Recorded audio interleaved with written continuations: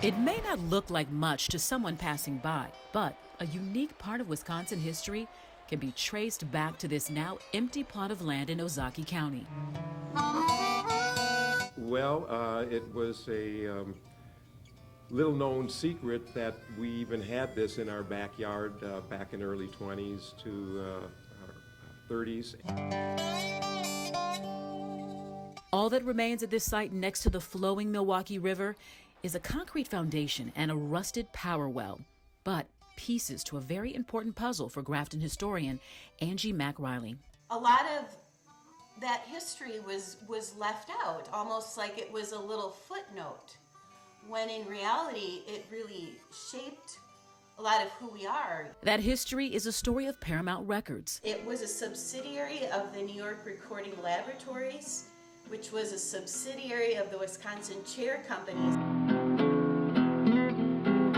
The Wisconsin Chair Company, headquartered in Port Washington, made phonograph cabinets, and to drum up business, they came up with a unique marketing plan. They were included as a freebie in order to promote the sale of their furniture. Paramount Records made acoustic recordings of popular blues and jazz musicians. And they produced 25% of the nation's race records, is what they called them.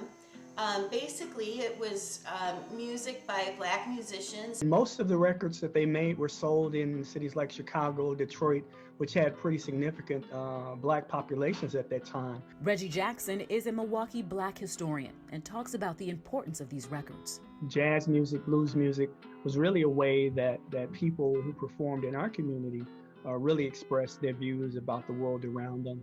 And it's an important part of the way that we kind of showed our resilience dealing with some very difficult times in our music.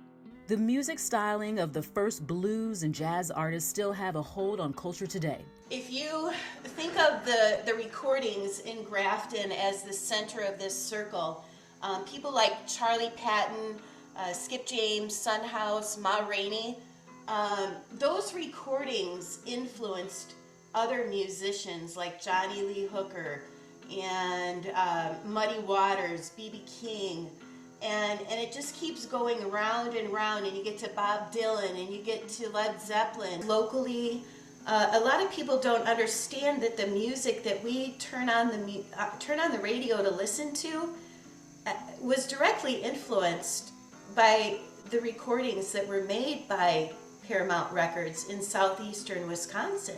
Historians say 1,600 songs were recorded during that time at Paramount Records. This is the precursor to a lot of rock and roll music, and everyone, I think relates to that. But how did it come about? This is where it started. Paramount Records, a unique part of Wisconsin's black history and American history, something that can be treasured and shared for generations to come.